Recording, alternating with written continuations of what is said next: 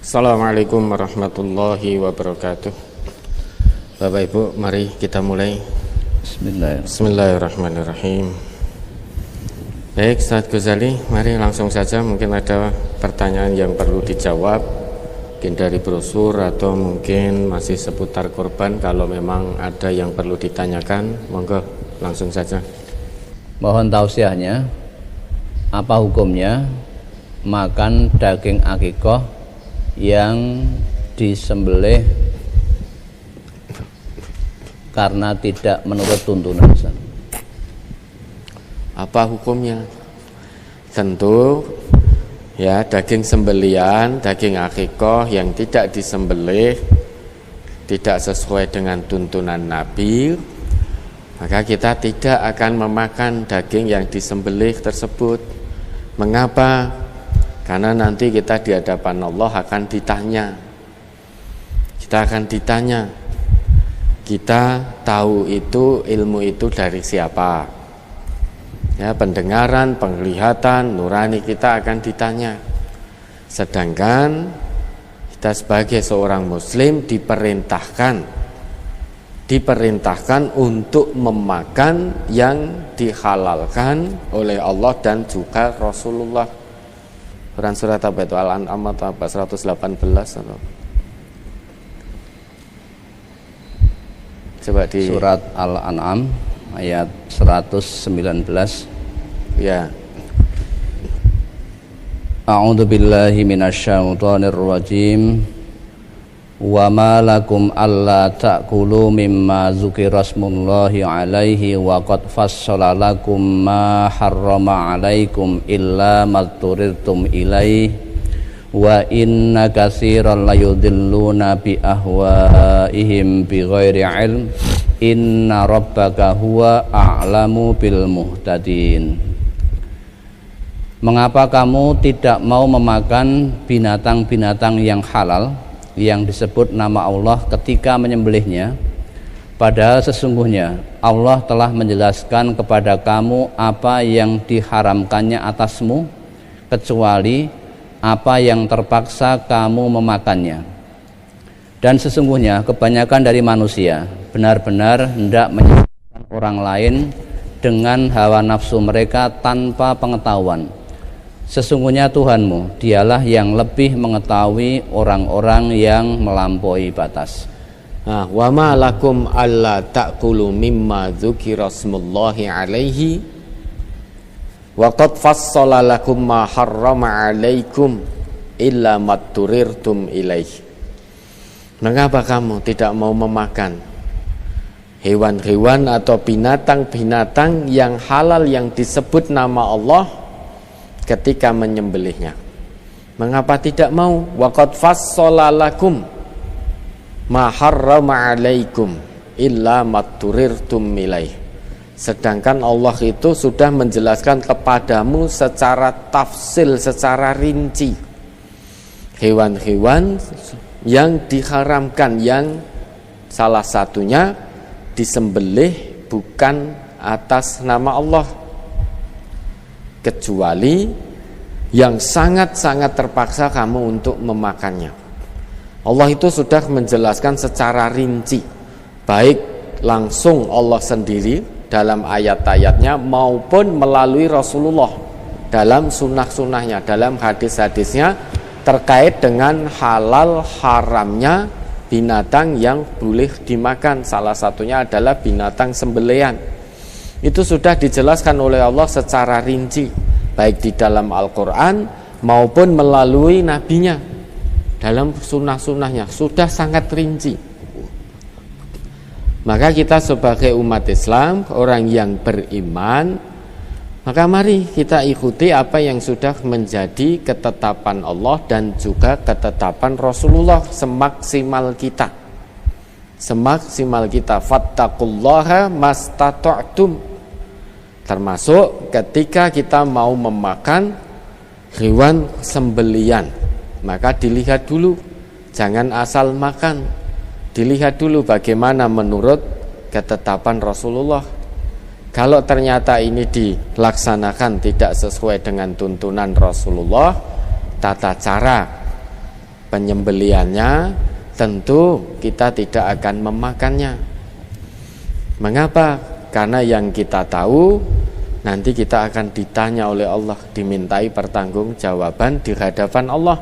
Maka prinsip yang harus kita pegang dalam menjalankan syariat ini, wala taqfu ma laisa laka bihi ilmun, innas sam'a wal basar wal fuad kullu ulaika kana anhu mas'ula.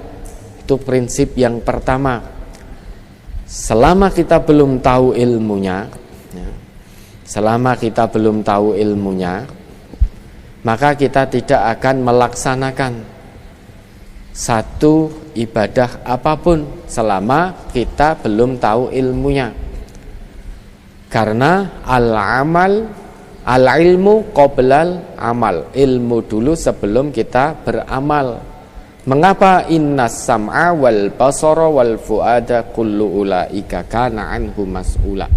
Pendengaran kita, penglihatan kita, nurani kita, hati kita, itu semua nanti di hadapan Allah akan dimintai pertanggungjawaban. Kamu melakukan begitu, kamu melihat dari siapa? Kamu mendengar dari siapa? Hatimu condong kepada siapa kok kamu melakukan begitu? Lah semuanya akan ditanya. Maka ini sebagai ikhtiyati, bentuk kehati-hatian kita megang prinsip dalam menjalankan syariah ini. Wala taqfu ma laisa laka bihi ilmun. Kemudian Allah juga memerintahkan pada kita ati'ullaha wa ati'ur rasulah wahdaru. Kita diminta untuk hati-hati dalam mentaati Allah dan juga mentaati Rasulullah. Lah salah satu usaha kita untuk berhati-hati, maka semaksimal mungkin wa makana li mu'minin wala mu'minatin idza qadallahu wa rasuluhu amran ayyakuna lahumul khiyaratu min amrihim. Semaksimal mungkin apa yang kita lakukan landasannya adalah Allah dan Rasulullah. Ketetapan yang sudah ditetapkan oleh Allah dan juga yang sudah dituntunkan oleh Rasulullah. Perkara ada perbedaan tidak mengapa. Ya, tidak mengapa. Di tengah-tengah umat Islam ada perbedaan tidak mengapa. Yang satu meyakini bahwa akikah itu sesuai tuntunan Rasulullah harus disembelih pada hari ke-7, karena selain hari ke-7 meski ada hadisnya boleh menyembelih di hari ke-7, kemudian hari ke-14, hari ke-21, meski ada hadisnya namun hadis itu dhaif. Namun demikian ada pula yang meyakini tidak mengapa. Nah ini ada perbedaan. Yang meyakini bahwa hadis hari ke-7, ke-14, ke-21 dan seterusnya itu dhaif, dan meyakini bahwa yang sesuai tuntunan adalah hari ke-7 dalam akikah, ya sudah mengamalkan itu. Namun kalau toh ada umat Islam yang lain meyakini diperbolehkan menyembelih hewan akikah di hari ke-14, 21, ya monggo kita saling menghormati, tidak saling menyalahkan. Namun di dalam pengajian ini diajarkan semaksimal mungkin sesuai dengan ilmu yang sudah diketahui.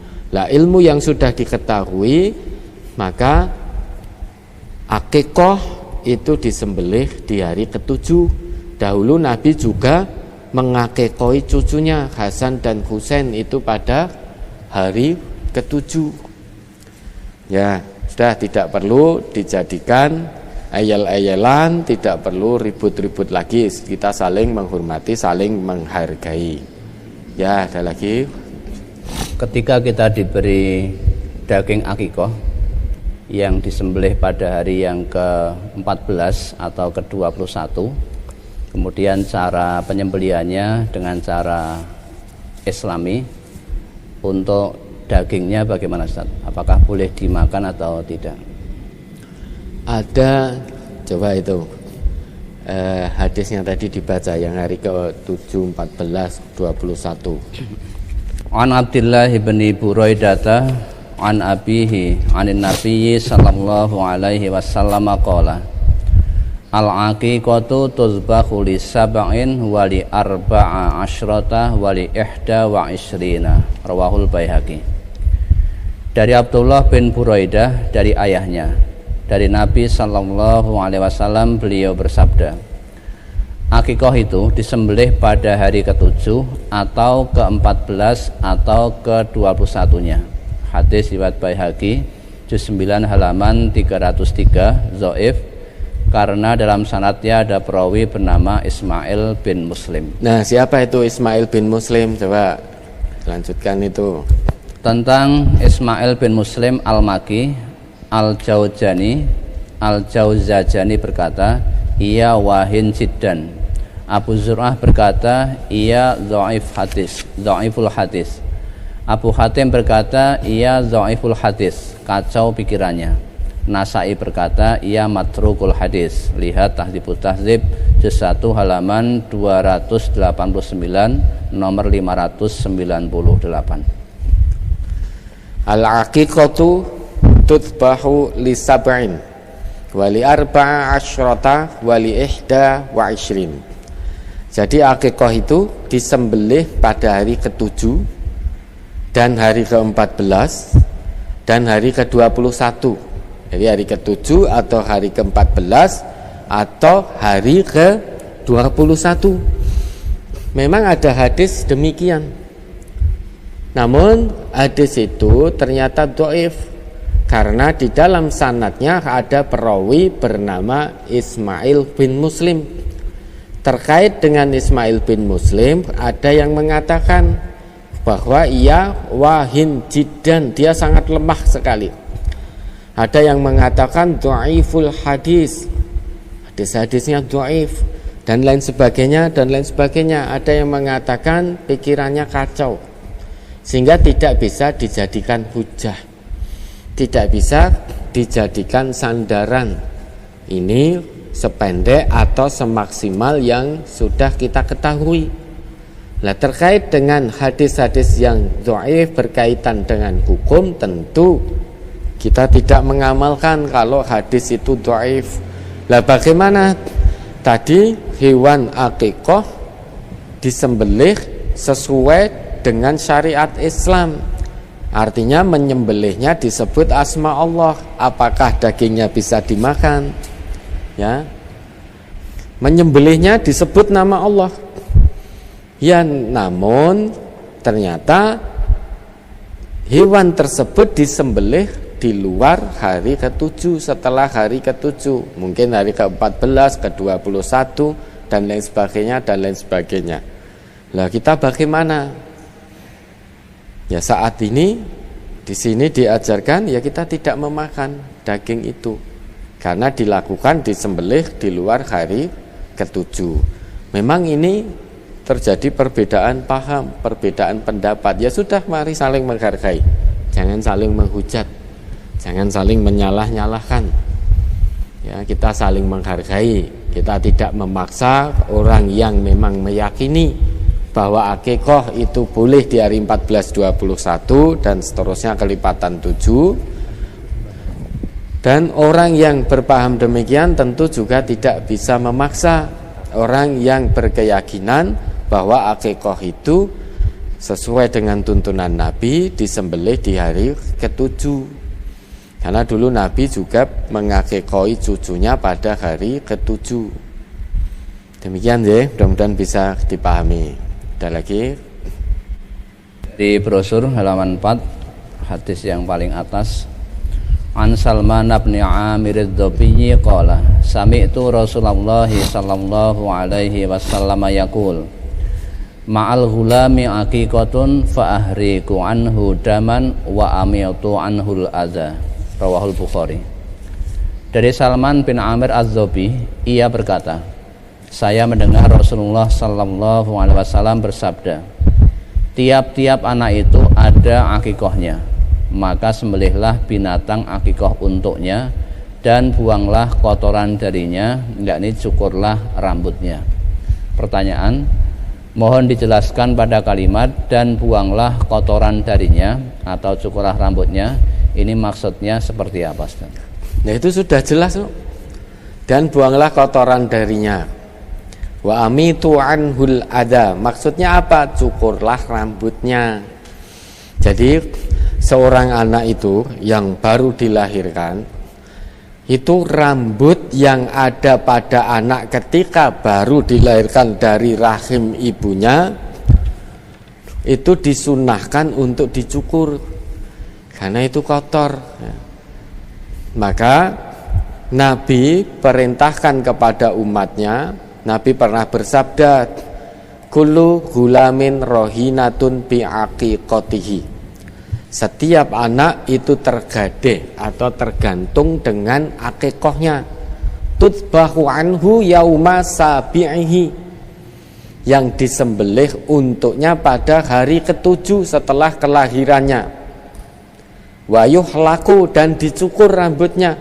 Wayu sama, dan diberi nama. Jadi rambut yang baru keluar dari seorang anak yang baru dilahirkan dari rahim ibunya itu adalah kotoran. Maka disunahkan atau Nabi kita memerintahkan agar rambut tersebut dicukur, agar rambut tersebut dibuang kotoran yang ada pada dirinya. Dalam hal ini rambut pasca kelahirannya itu hendaknya dibuang. Nah, ini sudah sangat jelas yang dimaksud wa amitu anhul adha, buanglah kotoran darinya, maksudnya yaitu mencukur rambutnya. Ya, ada lagi. Apa ada tuntunannya akikah untuk orang tua yang sudah meninggal? Saya belum tahu. Ya. Kami belum mengetahui akikah untuk orang tua yang sudah meninggal. Yang sudah kami ketahui bahwa akikah itu disembelih pada hari ke-7. Nah, ini orang tua panjenengan sudah meninggal, berarti bukan hari ke-7 lagi, sudah puluhan tahun ini. Nah, bagaimana? Ya, kalau ditanya tuntunannya, kami belum tahu. Ya, belum tahu maka belum mengamalkan. Ya, bentuk pengamalan kami akikah adalah hari ke-7 karena semaksimalnya yang baru kami ketahui itu. Ya, ada lagi. Tentang akikah, disunahkan memotong rambut pada hari ke-7. Pertanyaan, apakah rambut harus dipotong habis atau boleh dicukur sedikit saja? Lebih baik digundul. Ya, karena itu kotoran, lebih baik digundul biar ganti rambutnya. Lebih baik digundul. Namun kalau hanya dipotong sebagian saja juga tidak mengapa, namun lebih baik digundul. Karena perintah Nabi kita, hilangkan kotoran dari kepalanya itu. Wa amitu anhul adha, karena itu kotoran. Nanti insya Allah akan ganti rambut yang lebih baik, rambut yang baru. Lebih baik digundul, namun kalau hanya sebagian juga tidak mengapa. Ya, ada lagi. Kalau dilihat dari bunyi hadisnya, yukhlaku, mutlak gundul. Ya. Coba dibaca. Halaman 5. An Samurata qala Rasulullah sallallahu alaihi wasallam, al-ghulamu murtahanun bi aqiqatihi tuzbahu anhu yaumas sabi'i wa yusamma wa yukhlaqu ra'suhu. Rawahu Tirmidzi. Dari Samurah bin Jundab, ia berkata, Rasulullah sallallahu alaihi wasallam bersabda, anak itu tergadai atau tergantung dengan akikahnya yang disembelih untuknya pada hari ke-7. Di hari itu ia diberi nama dan dicukur rambutnya. Ya, itu dicukur. Meskipun di situ yukhlak, bukan berarti harus digundul total. Karena tukang potong itu dalam bahasa Arab juga disebut apa? Halak, tukang potong. Apakah tukang potong itu lantas karena sebutannya halak? Apakah lantas setiap orang yang datang di situ harus digundul semua? Kalau orang yang potong rambut ke halak, ke tukang cukur tadi, kalau tidak digundul maka dia tidak disebut halak, apa begitu? Nah, itu dicukur, maka bisa digundul, lebih baik digundul, ya. Karena biar ganti. Itu digundul, atau sebagiannya saja. Atau sebagiannya saja. Lah bagaimana kalau tidak digundul? Apakah dosa? Insya Allah tidak. Akikohnya saja sunnah muakkadah. Akikohnya itu sunnah muakkadah. Lah bagi orang yang tidak mampu akikoh, kemudian dia tidak menggundul anaknya atau hanya menggundul anaknya saja, tidak berakikoh, apakah dosa? Tentu tidak. Ya. Maka silahkan mau digundul itu lebih baik, akan ganti semua rambutnya, potong sebagian silahkan. Meski di situ wayuhlak memakai kata halaqah, namun bukan berarti itu harus digundul semua, karena tukang cukur itu sebutannya halak. Halak, apakah setiap tukang cukur harus menggundul orang yang potong kepadanya karena dia disebut sebagai halak? Kalau tidak menggundul, apakah lantas dia tidak disebut sebagai halak? Nah, tentu kan tidak. Maka lebih baik digundul. Namun kalau mau motong sebagian silahkan. Ada sebuah kasus, seseorang ingin sekali untuk berkurban satu kambing. Setelah semua persiapan sudah fix, hanya tinggal nunggu beberapa hari Idul Adha. Namun kemudian katanya tidak boleh berkurban dikarenakan dia belum berakikoh. Oleh sebab itu kambing yang mau dibuat berkurban akhirnya disembelih dan diniatkan untuk akikoh. Nah, aku baca-baca ada yang mengatakan akikoh itu sunnah. Yang seperti ini bagaimana Ustaz? Korban itu juga sunnah, akikoh juga sunnah. Lah ini sudah mau berkorban, sudah siap dananya, bahkan sudah dibeli. Namun tiba-tiba dia ingat belum akikoh. Kemudian dia meyakini, memahami bahwa orang yang belum akikoh itu tidak diperbolehkan untuk berkorban. Memang ada yang berpaham, ada yang meyakini pendapat seperti ini. Artinya orang yang belum berakikoh, belum akikoh itu tidak diperbolehkan berkorban. Lantas kemudian dia akikoh dulu. Nah ini bagaimana? Kalau merujuk pada sabda Nabi, akikoh itu hari ke-7 yang kita pahami. Makanya kalau sudah lewat hari ke-7, ya sudah korban. Ya, karena di luar hari ke-7 tadi sudah dijelaskan hadisnya dhaif. Hadisnya dhaif. Namun demikian, monggo silahkan kalau ada yang memahami begitu, orang yang belum akikoh tidak diperkenankan berkorban, ya silahkan, monggo kita saling menghormati saja. Ya, mudah-mudahan bisa dipahami. Ada lagi? Misalnya akikoh ini bersamaan dengan waktu udhiyah, kurban itu. Kemudian uang yang dimiliki ini hanya pas untuk membeli 1 atau 2 ekor kambing, lebih didahulukan yang mana Ustaz? Akikohnya. Kamu pilih mana? Nah, itu sama-sama sunnah muakkadah. Sama-sama sunnah muakkadah, sama-sama ada batas waktunya.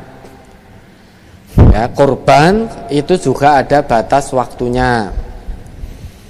Tidak bisa setiap saat kita kurban, itu tidak bisa. Itu ada batas waktunya juga.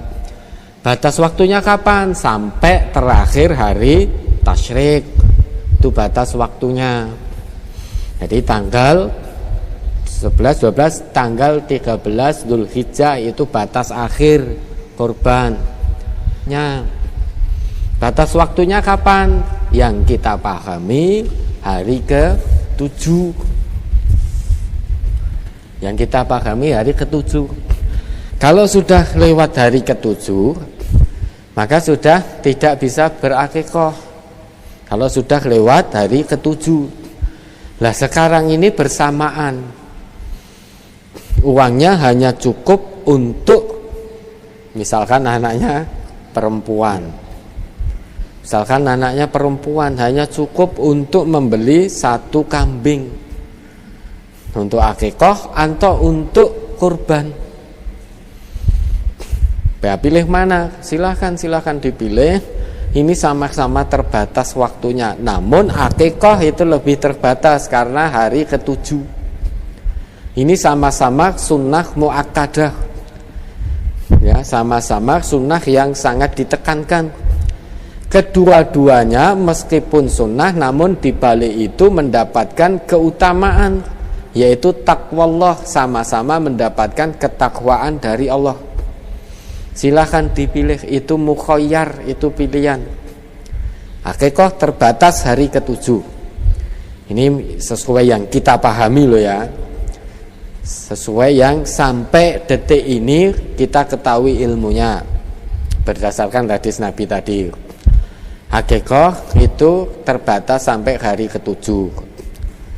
Kemudian kurban itu terakhir ayamut tasyrik, hari terakhir dari hari-hari tasyrik, yaitu tanggal 13 Dzulhijjah.